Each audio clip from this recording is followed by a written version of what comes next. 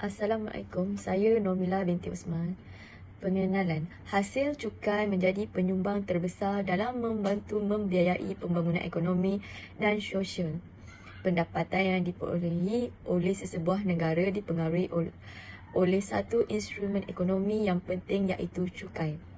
Kerajaan akan mengguna hasil daripada cukai ini bagi mentadbir serta menguruskan perbelanjaan pembangunan negara. Bayaran yang dikutip akan dibelanjakan oleh pihak kerajaan bagi pembangunan ekonomi serta pembangunan fizikal dan infrastruktur seperti jalan raya, hospital, sekolah dan sebagainya. Bayaran yang dikenakan oleh pihak kerajaan terhadap orang perseorangan merujuk kepada konsep percukaian. Kesan dan impak daripada penyediaan infrastruktur asas ini ianya dapat mewujudkan pelbagai aktiviti perdagangan. Sebagai contohnya, rakyat berpeluang menjalankan perniagaan serta kegiatan ekonomi mereka apabila pihak kerajaan membina kemudahan awam seperti pasar. Assalamualaikum dan salam sejahtera. Nama saya Aminin binti Muhammad Razi, nombor matrik 268854, dan pada hari ini saya akan menerangkan tentang definisi cukai. Pertama, cukai adalah kewangan umum atau pembiayaan yang dibayar oleh individu atau syarikat kepada pemerintah. Kedua, pematuhan cukai adalah tugas yang sukar dan kompleks untuk dilakukan kerana ia bergantung kepada sikap serta kepatuhan pembayar cukai. Nombor 3, dalam sistem percukaian di Malaysia, penyimpanan rekod pemahaman perbelanjaan dan pendapatan, mengisi atau memfailkan borang cukai dan membayar cukai merupakan aspek yang dititikberatkan di dalam pematuhan cukai. Prinsip percukaian. Prinsip percukaian terbagi kepada tiga, iaitu equity, kecekapan ekonomi dan keberkesanan pentadbiran cukai. Equity terbagi kepada dua, iaitu equity mendatar dan equity menegak.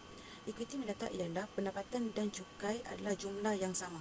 Sebagai contoh, jika dua individu ataupun pasangan memperolehi pendapatan RM20,000 setahun, maka kedua-duanya perlulah bayar RM2,000 seorang. Equity menegak pula ialah cukai mengikut kemampuan masing-masing, iaitu jika pendapatan rendah, maka cukai yang dikenakan adalah rendah, dan jika pendapatan tinggi, maka cukai yang dikenakan adalah tinggi. Kecekapan ekonomi. Kecekapan ekonomi ialah undang-undang ekonomi mengenai penawaran dan rantaian bagi memastikan pasaran cekap dan ekonomi kukuh.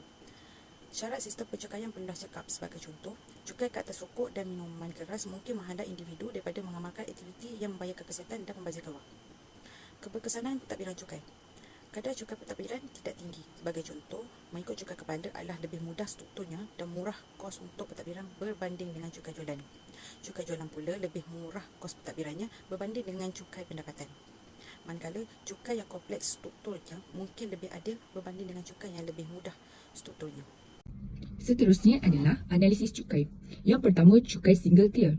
Di bawah sistem ini, keuntungan dikenakan di peringkat korporat dan ini adalah satu-satunya cukai ke atas pendapatan tersebut.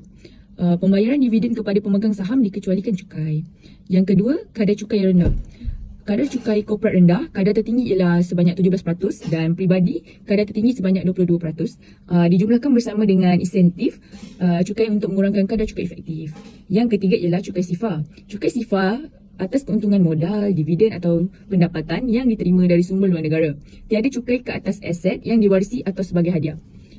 Yang keempat, tiada cukai berganda. Syarikat dan individu yang mendapat keuntungan dan pendapatan di luar negara dikenakan cukai sekali sahaja menerusi rangkaian perjanjian pengindaran cukai berganda. Seterusnya saya akan menerangkan tentang prinsip percukaian Singapura. Nombor 1, prinsip percukaian pendapatan individu adalah dengan mengambil kira laporan tahunan cukai bagi tahun taksiran 2018 dan 2019.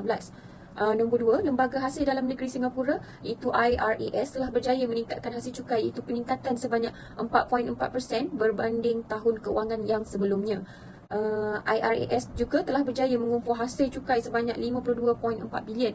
Peningkatan ini disokong oleh pengembangan ekonomi di Singapura iaitu sebanyak 3.1% pada tahun tersebut. Pendapatan cukai pada ketika itu telah disalurkan untuk membiayai program-program utama pihak kerajaan.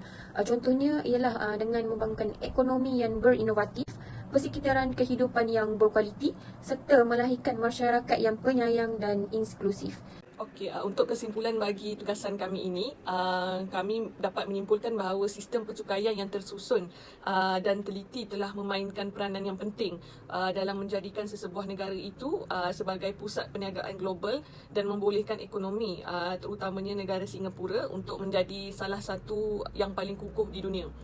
Bukan itu sahaja, peningkatan integrasi ekonomi di seluruh dunia juga telah menyebabkan peningkatan aliran pendapatan yang merentasi sempadan.